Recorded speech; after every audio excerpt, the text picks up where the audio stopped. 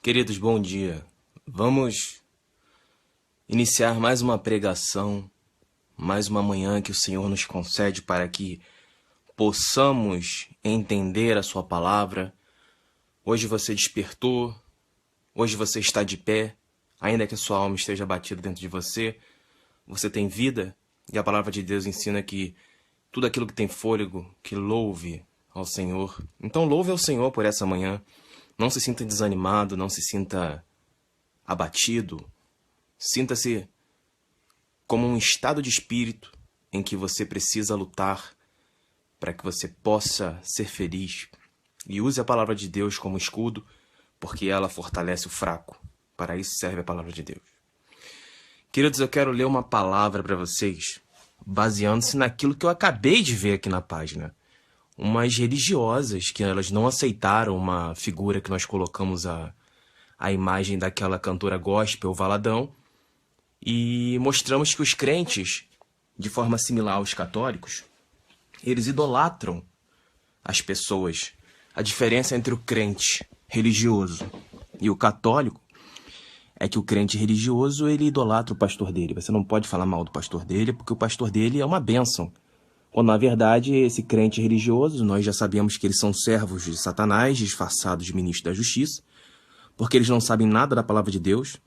A palavra de Deus ensina em Mateus 23 que nós não devemos chamar ninguém de mestre e de pastor.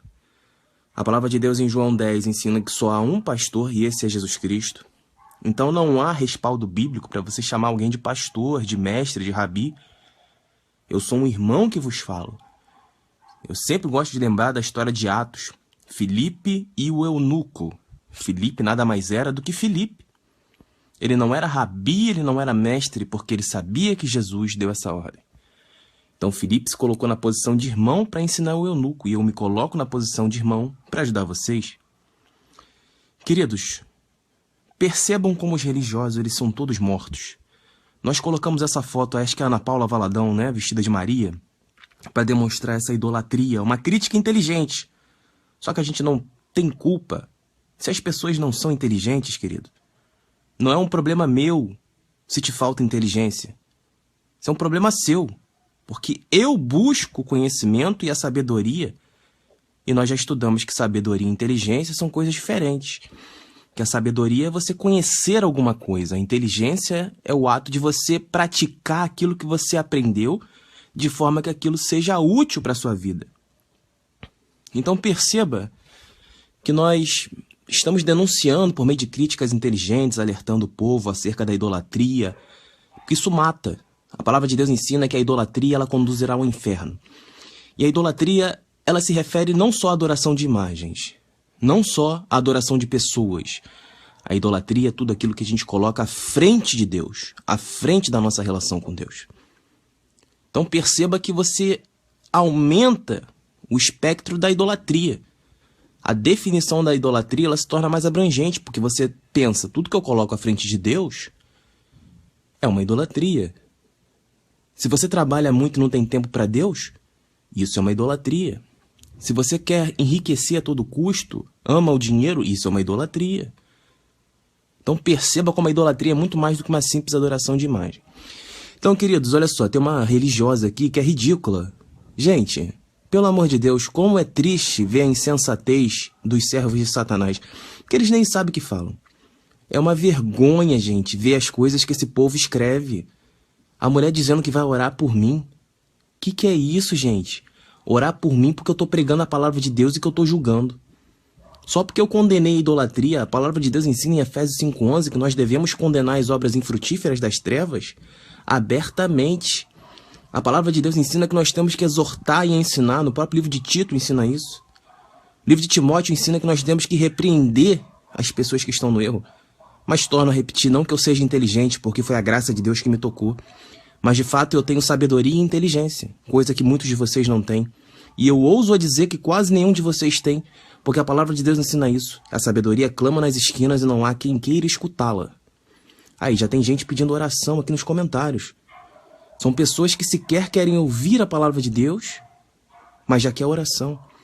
Então eu não vou agir como um falso profeta e pedir para você digitar amém dizendo que eu vou orar por você Porque enquanto você não colocar no seu coração a necessidade de buscar o Senhor para que Ele possa fazer uma obra na sua vida, você estará confiando em mim e negando a cruz de Cristo. Então a irmã aí pediu oração. O único mediador entre Deus e os homens é Jesus. O único nome pelo qual nós devemos ser salvos e clamar é Jesus. Então se eu estou aqui falando, é porque Jesus quer, não é porque eu amo vocês. Porque eu tenho muitas coisas a fazer, querido. Então eu sou escravo de Cristo. Eu não estou aqui porque eu quero, mas porque Cristo me escolheu para que eu estivesse aqui para te anunciar essas palavras. Então vamos iniciar. Gente, esse versículo de Tito, capítulo 1, versículo 16, ele é muito interessante, porque ele ensina claramente aquilo que são os religiosos. Eles confessam que conhecem a Deus com os lábios, mas são incapazes de qualquer boa obra e são abomináveis diante de Deus.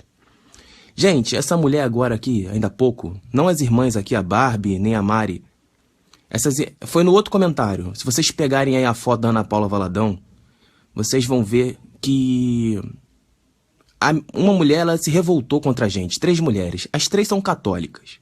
Ou seja, 3 religiosas. Em primeiro lugar, eu não sou evangélico. Segundo lugar, eu não sou espírita. Terceiro lugar, eu não sou católico. Quarto lugar, eu não sou umbandista. Eu não sou nada. Eu sou apenas um mero servo de Cristo, o maior dos pecadores, mas que fui resgatado pela graça de Deus para poder falar para você essa palavra nessa manhã. Então eu quero te dizer umas coisas. Nós pregamos a palavra e a irmã começou a dizer que você tá errado, porque você precisa de oração, porque tudo para esses religiosos é: eu vou orar por você, ore por ele, não julgueis. Então são coisas que a gente já tá mais do que cansado, gente. Eu ensino a palavra de Deus pela graça do Senhor há 4, 5 anos. Então, os religiosos, eles sempre usam as mesmas palavras para tentar calar a pregação do servo fiel de Cristo. Então o demônio, ele é tão burro, mas tão burro, que ele sempre repete as mesmas coisas. Não julgueis, ore por ele. Então essas pessoas, elas estão no fundo do poço. Pessoas que não sabem nada da Bíblia e que ainda querem questionar aquele que quer ensinar. Então são fariseus, seduceus, judeus. São pessoas que não sabem nada da Bíblia. São pessoas que não sabem nada e ainda querem emitir opiniões. E aí essa pessoa começou a dizer as coisas, nós entramos no Facebook dessa pessoa. A pessoa frequenta uma igreja de pedra, que Deus disse que não habita, né? Atos 17, 24, Deus não habita em templos feitos por mãos humanas. Nós somos a igreja de Deus, mas essa irmã, ela frequenta uma igreja. E ela com a roupa toda larga, né? Roupa de manga, calça larga, toda religiosa. Toda tapada, toda recatada. Mas em casa, querido, a mulher postando foto de sutiã na frente do espelho, querido. Querido, você está enganando a quem? Meu Deus do céu, gente. Perceba como a palavra de Deus ela se cumpre perfeitamente na vida dessas pessoas. Eles dizem que conhecem a Deus, vestem uma capa de religiosidade, querem passar uma imagem de que são servos de Deus, mas em casa, na vida escondida deles, eles mentem para eles mesmos. O que adianta, meu querido, você ir para a igreja com uma calça larga, se em casa você tira foto exibindo o seu peito? Foto de sutiã, você é ridícula, minha querida. Com todo respeito, mas não há outra palavra para te dizer, porque o mundo, ele jaz do maligno, as pessoas estão sofrendo, estão perecendo, passando fome, passando dificuldade. As pessoas estão sofrendo muito, gente. A violência está enorme. O diabo está reinando e essa pessoa está em casa tirando foto no espelho, exibindo o peito, gente. E aí eu falo essas coisas, as pessoas dizem: nossa, mas você é muito duro. Querido, depende daquilo. O que você chama de duro para mim, a gente pode não ter as mesmas concepções. Porque o que eu acho ridículo, você pode achar normal. O que você acha normal, eu posso achar ridículo. Da mesma forma que essa irmã gosta de tirar fotos exibindo-se de sutiã na frente do espelho nas redes sociais, eu detesto isso. Eu prefiro pregar a palavra de Deus no anonimato. Eu prefiro esconder a minha face para que a face de Cristo resplandeça. Eu prefiro esconder as minhas palavras, as minhas opiniões pessoais, para poder levar a opinião de Deus que vem por meio da palavra de Deus. Então esse exemplo ele é um exemplo que ilustra muito bem o que são os religiosos. Eles dizem que amam a Deus, mas com atos eles são abomináveis e incapazes de realizar qualquer boa obra para o reino de Deus. Então são pessoas que dizem que vão orar por você, são pessoas que não sabem nada da palavra, querido. São pessoas extremamente ignorantes, pessoas infelizes, insensatas, sem um pingo de sabedoria. Pessoas que querem opinar acerca daquilo que nem sabem, como diz 1 Timóteo capítulo 1. Eles querem opinar, mas não sabem o que falam. Queridos, como é duro você combater a ignorância. É muito duro, porque o ignorante geralmente ele se acha inteligente. E aquele que se acha inteligente, querido, ele é uma grande vergonha, porque ele se fecha para não aprender coisas novas. Muitos de vocês tiveram a formação da fé dentro da religião, e vocês aprenderam a Bíblia de forma errada.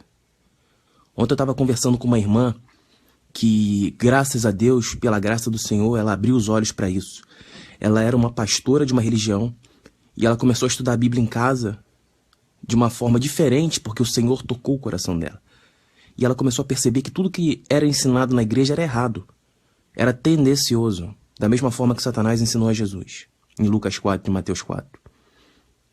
Então ela saiu dessa igreja de pedra e abriu um grupo de estudos bíblicos dentro da própria casa com algumas pessoas. Eu gostei tanto da ideia, mas tanto da ideia que eu estou pensando em fazer a mesma coisa. Estou pensando seriamente em organizar um grupo de estudos bíblicos com o evangelho fiel, não o evangelho anátema, que Paulo disse em Gálatas capítulo 1. Queridos, então perceba que esse evangelho ensinado na igreja, para essa religiosa, é um evangelho que não surte efeito, porque ela ouve a palavra de Deus e chega em casa e coloca um sutiã e vai tirar foto na frente do espelho. Esse não é o meu Jesus, querido. Esse é o Jesus pregado na igreja evangélica. O meu Jesus é um Jesus que é santo. O meu Jesus é um Jesus que me chamou para santidade.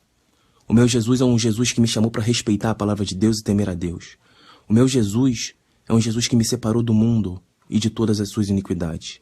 Se o seu Jesus não é esse, querido, eu tenho pena de você, porque o seu Jesus é baseado numa doutrina religiosa, uma doutrina que conduz à perdição, uma doutrina que ilude a fé das pessoas e as conduz como bois ao matadouro. E você está caminhando rumo ao inferno. Você está caminhando rumo ao inferno por ouvir um evangelho morto que não te traz vida. Você precisa aprender que há 2 evangelhos sendo pregados. A palavra de Deus ensina isso. Você está dentro da sua igreja ouvindo o evangelho que conduz à morte.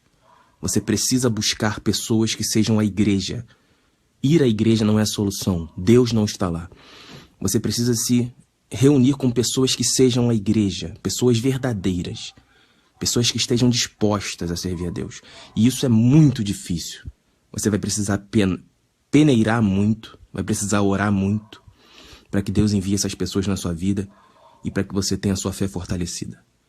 Esse canal aqui é um canal que você tem contato com pessoas que vivem o evangelho. São pessoas de Deus que falam a vocês 24 horas. Somos 9 pessoas, 10 pessoas aqui na página. Então não é só eu. Eu prego aqui para vocês, mas existem outras pessoas que também pregam a palavra o dia inteiro com vocês. Então vocês estão conosco. Nós somos a igreja. Jesus tinha 12 apóstolos, um traiu. Então perceba que não é necessário muitas pessoas perto da gente para que a gente possa ter uma palavra, para que a gente possa levar uma vida ao lado de Deus. A prova disso é o pequeno número de apóstolos na igreja primitiva, uma igreja que, por meio de 12 pessoas, ela se difundiu e hoje a palavra de Deus ela é conhecida no mundo inteiro.